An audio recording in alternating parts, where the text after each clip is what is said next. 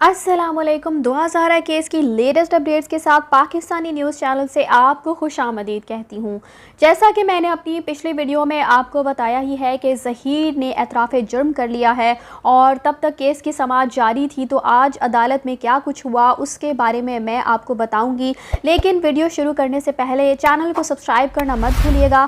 अगली अपडेट्स हासिल करने के लिए बेल आइकन को प्रेस ज़रूर कीजिएगा।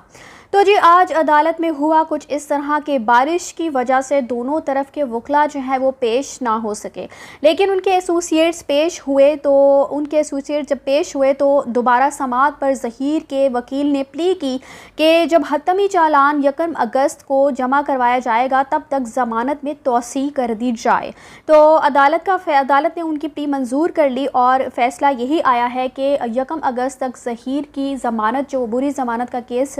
चल रहा है, उसमें तौसी कर दी गई है और अब ये केस भी 1 अगस्त को इसकी समाअत होगी इंशाअल्लाह। इसके अलावा बार की तरफ से ये फ़ैसला किया गया है, जो कि अब हमें यही देखने में आएगा क्योंकि ज़ाहिर सी बात है कि हमेशा से झूठ बोला गया है। इस सारे केस को ख़राब करने की कोशिश की गई है, जिसकी वजह से अब हमें दूसरी तरफ से यही सुनने को मिलेगा कि ये जो कुछ हुआ है, आज ज़मानत में तौसी हुई है, वो उनके वकला का बहुत बड़ा कोई कमाल है, लेकिन ऐसा कुछ भी नहीं है, बल्कि ये बार का फैसला है। इसके अलावा जी 1 अगस्त तक ज़मानत का केस जो है वो मुलतवी हो गया है, जैसा कि मैंने आपको बताया है। और रिंद साहब जो कि इस केस के अब नए तफ्तीशी अफसर लगाए गए हैं, तो वो ज़िमनी और हतमी चालान जो है जब जमा करवाएंगे तो उसके साथ ही ये ज़मानतों वाला जो केस है उसकी समाअत होगी इंशाअल्लाह। इसके अलावा आपको बताती चलूँ कि रिंद साहब ने जब ज़हीर का बयान रिकॉर्ड किया है तो और सीरिया रिपोर्ट्स को भी सामने रखा जाए तो ज़हीर और शब्बीर का यही कहना था कि वो दोनों भाई 16 अप्रैल को, जिस दिन दुआ जो है वो अगवा हुई है,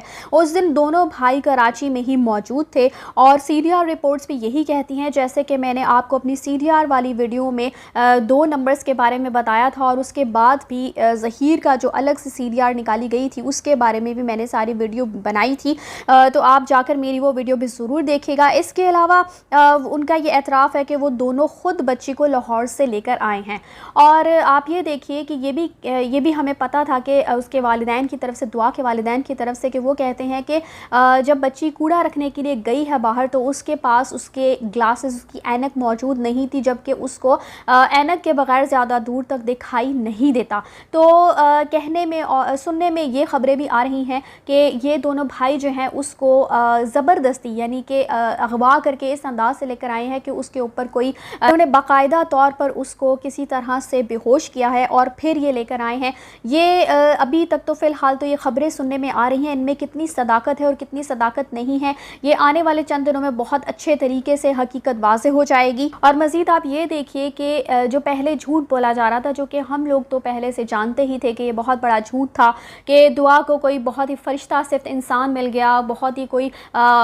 कोई आला दर्जे का एक ड्राइवर मिल गया जो कि उसको कराची से लाहौर तक बआसानी उसको पहुंचा देता है, जिसको किराया भी यहाँ आकर मुहैया किया जाता है। तो ऐसा कुछ भी नहीं था और ये जो झूठ है वो अब इन्होंने ख़ुद इस जुर्म का एतराफ़ कर लिया है, इस झूठ को मान लिया है। और अब मज़ीद इस पर मुझे ये समझ नहीं आती कि इस झूठ को जो झूठे यूट्यूबर्स हैं जिन्होंने मज़ीद इस केस में सिर्फ खलल अंदाज़ी करने की कोशिश की है, कुछ इसको हमेशा ख़राब करने की कोशिश की है, इसको बिगाड़ने की कोशिश की है, उनकी तरफ से अब इस झूठ के ऊपर क्या जस्टिफिकेशन दी जाएगी, इसको कैसे वो अपने इस झूठ को, जो ज़हीर ने बेसिकली अब एक सच बोला है और ये हमेशा से झूठ बोलते आए थे, तो अब इसको कैसे जस्टिफाई किया जाएगा। और जब ये इस जुर्म का एतराफ़ किया गया है, इतना बड़ा झूठ जो है वो सबके सामने बेनकाब हो चुका है, तो जो मज़ीद बातें की गई हैं क्या वो सच होंगी, क्या वो झूठ नहीं होंगी। दुआ को ये ख़ुद लेकर आए हैं, वो दुआ ख़ुद नहीं आई है, अब इस जुर्म का एतराफ़ किया जा चुका है, तो उसके बाद जो झूठ दुआ से बुलवाए गए हैं,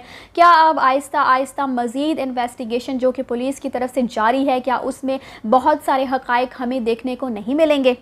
تو اسی حوالے سے اب میں آپ کو یہ بات بھی بتاتی چلوں کہ رنس صاحب جو ہیں وہ پراپر انویسٹیگیشن کر رہے ہیں، اور شبیر کے حوالے سے میں آپ کو پچھلے ویڈیو میں بتا ہی چکی ہوں کہ کچھ بیانات اس کی طرف سے بھی ہمیں سننے کو ملے ہیں، لیکن ابھی وہ منظر عام پر نہیں آئے ہیں، جن میں بتایا یہی جا رہا ہے کہ جو اس کے پچھلے بیانات تھے اور جو اب بیان دیا گیا ہے اس میں کافی تضاد پایا جاتا ہے۔ اس کے علاوہ جو حتمی چالان، ضمنی چالان جو ہے وہ 1 اگست کو رنس صاحب کی طرف سے عدالت میں پیش کیا جائے گا، جمع کروایا جائے گا، اس میں وہ دفعات بھی شامل ہوں گی جو اب تک ظہیر پر لگائی گئی ہیں، اور انہی دفعات کے تحت جو ہے وہ عدالت اگر اس کو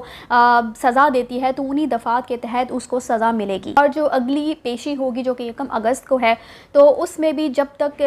رنس صاحب کی انویسٹیگیشن کمپلیٹ ہو چکی ہوگی اور جو بیانات ظہیر اور شبیر نے دیے ہوں گے ان کے مطابق ہی رپورٹ جو ہے وہ عدالت میں جمع کروائی جائے گی۔ اس کے علاوہ جب ظہیر کی اور شبیر کی لاہور واپسی ممکن نہیں ہے، کیونکہ ایک تو وہ عبوری ضمانت پر ہیں، اور دوسری بات یہ ہے کہ وہ انویسٹیگیشن کے لیے درکار ہیں، اور اگر وہ مزید انویسٹیگیشن کے لیے خود کو پیش نہیں کرتے تو وہ اشتہاری قرار پائیں گے، اور مزید تفتیش بھی یہیں پر ہی ہوگی۔ ساری انویسٹیگیشن چونکہ دعا بھی اب یہیں پر ہے، اور ظہیر اور شبیر جو کہ مرکزی ملزمان ہیں اس کیس کے، تو وہ دونوں بھی یہیں پر ہیں، اس لیے ساری انویسٹیگیشن پولیس کی جانب سے یہیں پر کی جائے گی، کراچی میں ہی سارے معاملات اب طے ہوں گے۔ اور پھر چونکہ اب ظہیر اپنے بہت بڑے ایک جرم کا اعتراف کر چکا ہے تو اب مزید اس کو یہیں پر رہنا پڑے گا، اور جب ظاہری سی بات ہے کہ گھیرا اتنا تنگ ہو جاتا ہے ایک مجرم کے گرد تو وہ بہت جلد جو ہے وہ سرنڈر کر دیتا ہے، اور میں آپ کو کافی بہت ٹائم سے یہ بات کہہ رہی ہوں کہ جب تک اس چوزے کو ڈرائنگ روم کی سیر نہیں کروائی جائے گی تب تک بہت سارے حقائق سامنے نہیں آ پائیں گے، اور ابھی تو اس کو کچھ بھی ایسا اس کے ساتھ ایسا نہیں ہوا، پھر بھی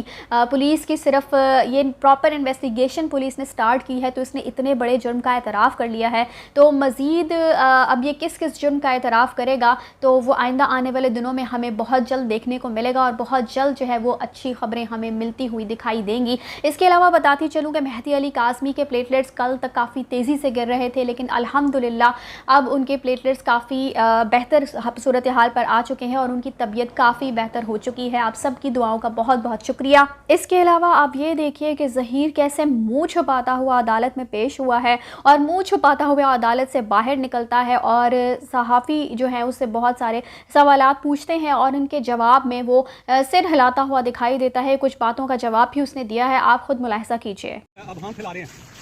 آگے چڑھ جائے، راستہ دے دیں، آپ بھلے بناتے رہے، پوچھتے رہے، راستہ دے بولیے گا کیا اس خبر میں کتنی صداقت ہے؟ آپ کو لگتا ہے نا دعا آپ کے ساتھ ہے؟ بالکل لگتا ہے نا۔ اس کے علاوہ آپ کو بتاتی چلوں کہ ظہیر کے والدہ نور بی بی کا ایک فیبریکیٹڈ انٹرویو کیا گیا ہے جو بہت زیادہ منظر عام پر آ رہا ہے۔ انہوں نے اس انٹرویو میں کیا کیا، اس کے علاوہ انہوں نے ابھی شام کو پریس کانفرنس بھی کرنی ہے، اور پریس کانفرنس کی ساری رودات جو ہے وہ انشاءاللہ میں آپ کو اپنی اگلی ویڈیو میں ضرور بتاؤں گی، تو چینل کو لائک، شیئر اور سبسکرائب کرنا مت بھولیے گا۔ اگلی ویڈیو تک کے لیے اللہ حافظ۔